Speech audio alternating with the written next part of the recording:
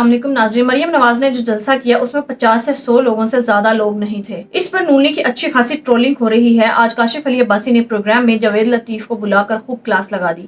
آئیے پہلے ان کی گفتگو سنتے ہیں، پھر اس پر بات کرتے ہیں۔ میاں صاحب، آپ کیونکہ لندن کی بات چیت کا بھی حصہ تھے، یہ جو بیانیہ بدلا ہے سارے اس پر بات کر رہے ہیں۔ آج بات یہ ہو رہی ہے کہ کیا ہوا آپ کے خیال میں پاور پالیٹکس میں اب پاپولر پالیٹکس کی گنجائش نہیں ہے؟ نہیں، کاشف عباسی صاحب، گزارش یہ ہے، بیانیہ کہتے کس کو ہے سر؟ وہ کہانیاں سنا دے لوگوں کو، آ کے کرنا نہیں ہوتا نا۔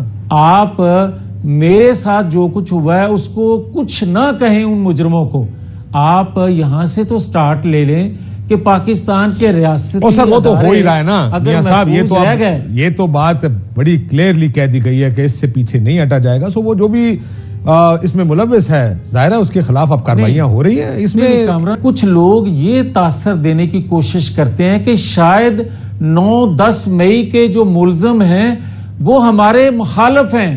ظاہر ہے آپ کے مخالف، بھائی ہم مخالفت کی وجہ سے وہ بات نہیں کر رہے، آپ مخالفت کی وجہ سے یہ بات کر رہے ہیں، کیا بات کر رہے ہیں؟ تو بھی پتا، سانو بھی پتا، عباسی صاحب کا بھی دشمن وہی، یہ نہ کریں یار۔ سر وہ مسئلہ یہ ہے کہ چلنا ہے اب یہ جو نیا بیانیہ ہے نا 9 مئی والا، جو وہ تو آپ لوگوں کا پہلے دن سے موقف ہے۔ میں تو آپ کو 25,635 پریس کانفرنس سے نکال کے آپ یہ بتا سکتا ہوں جس میں آپ ساروں نے کہا یہ لوگ نہیں چھوٹنے چاہیے۔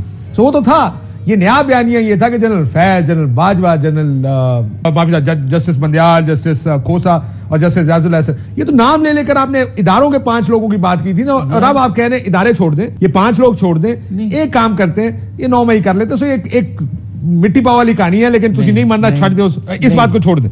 یہ بتائیں، آپ نے لاہور کا جلسہ پہ میں دیکھ رہا ہوں بڑے لوگ بات کر رہے ہیں کہ لوگ نہیں آئے، آپ لوگوں کے لیے سرپرائز تھا یا آپ کو لگتا ہے کہ اتنے ہی آنے چاہیے تھے کہ کوئی گل نہیں، چلو نہیں بھی آئے، شروع میں میاں صاحب آئیں گے تو آ جائیں گے؟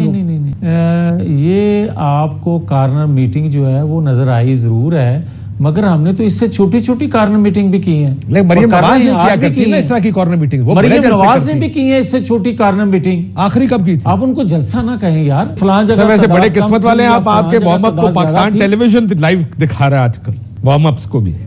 میری عرض سن لینا، میں آج اپنے حلقے میں کارنر میٹنگ کر رہا تھا تو اس کو لائیو دکھایا گیا، اب اس کو جلسہ آپ کہیں گے؟ کسی اور کو دکھائے گا؟ پی ٹی وی والی بات ہے؟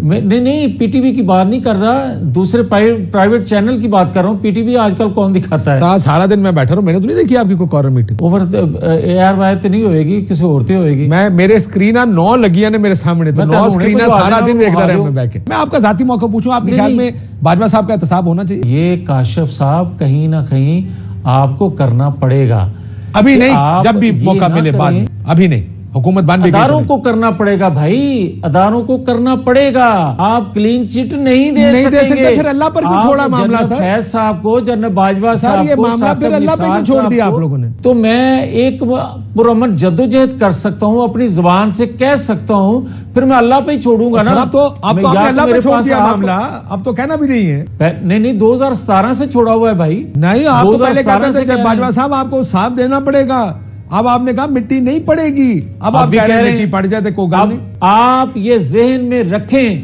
جنہوں نے ریاست کے ساتھ کھلواڑ کیا ہے، جنہوں نے پاکستانی قوم کو 2 وقت کی روٹی سے محروم کیا ہے، ان لوگوں کے ساتھ سلوک وہی ہونا ہے جو انہوں نے پاکستانی قوم کے ساتھ کیا ہے۔ آپ شہباز شریف صاحب کی بات کر رہے ہیں؟ اگر تو شہباز شریف صاحب نے کیا ہے تو یقیناً ان کے ساتھ بھی ہوگا، اور اگر 4.25 سالوں میں اس کی بنیاد رکھی گئی تھی، اگر 2017 میں اس کا منصوبہ سازی کی گئی تھی تو پھر ان کو ہوگا۔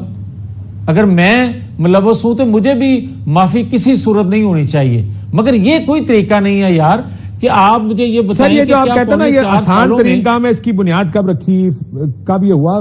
ہماری سیاست ہے یہ، الیکشن سے پہلے ہم ہر چیز دوسرے پہ ڈال دیتے ہیں۔ جب نواز شریف صاحب آپ کیمپین کر رہے تھے، ہر چیز کا ذمہ دار آصف زرداری تھا، لیکن یہ ہمارے لیے نئی بات نہیں ہے۔ سو اب بھی سمجھ آتی ہے یہ سیاست جو ہو رہی ہے کہ جس کا ذمہ دار وہ ہے، لیکن اگر آپ کے پاس کوئی فارمولا تھا جو آپ کہہ رہے ہیں کہ آپ میاں صاحب آ رہے ہیں سب ٹھیک ہو جائیں گے، شہباز شریف کو وہ فارمولا کیوں نہیں دیا آپ نے 16 مہینے؟ ان کو فیل ہونے کیوں دیا؟ بڑی اچھی بات ہے آپ کی۔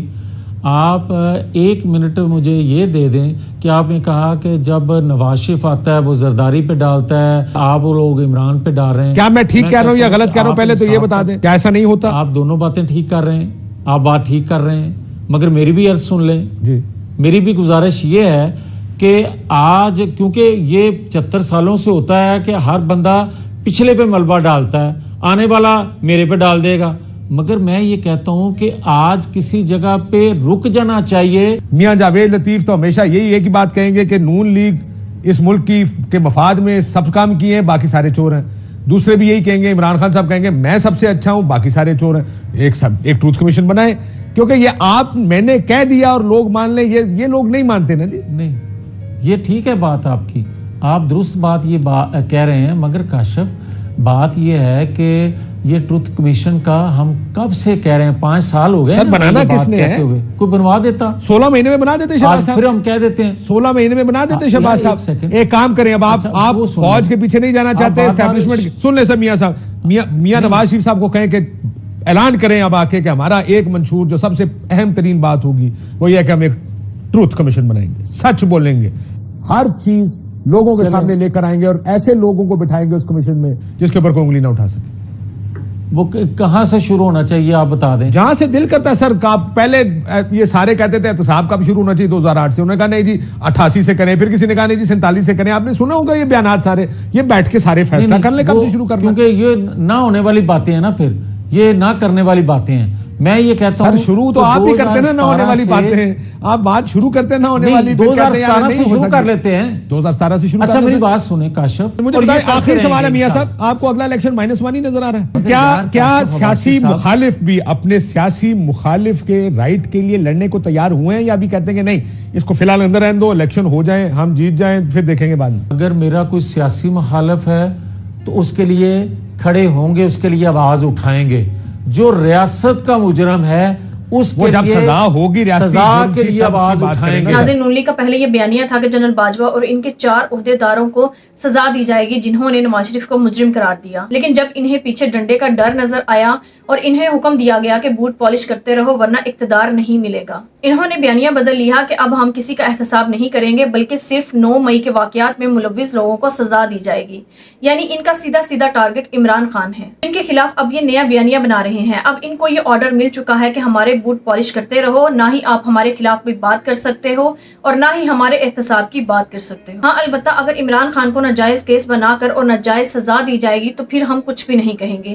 یعنی نون لیگ اب پھر سے اپنے بیانیے سے یو ٹرن لے چکی ہے. ناظرین, دوسری طرف مریم نواز کا جلسہ نہیں بلکہ مذاق تھا. اسے جلسہ کہنا ہی توہین ہوگی. اسے کچھ لوگوں کا کٹ جوڑ تو کہا جا سکتا ہے لیکن جلسہ ہرگز نہیں کہا جا سکتا. جو تھوڑے بہت لوگ جلسے میں آئے بھی تھے وہ بھی کھانے پینے کے لالچ میں انہیں پیسے دے کر یا پھر بائک کا لالچ دے کر ترلے منتے کر کے جلسے میں بلوایا گیا تھا. خوشی کی بات تو یہ ہے اب قوم ان کے پیسے اور کھانے پینے کے لالچ میں نہیں آتی.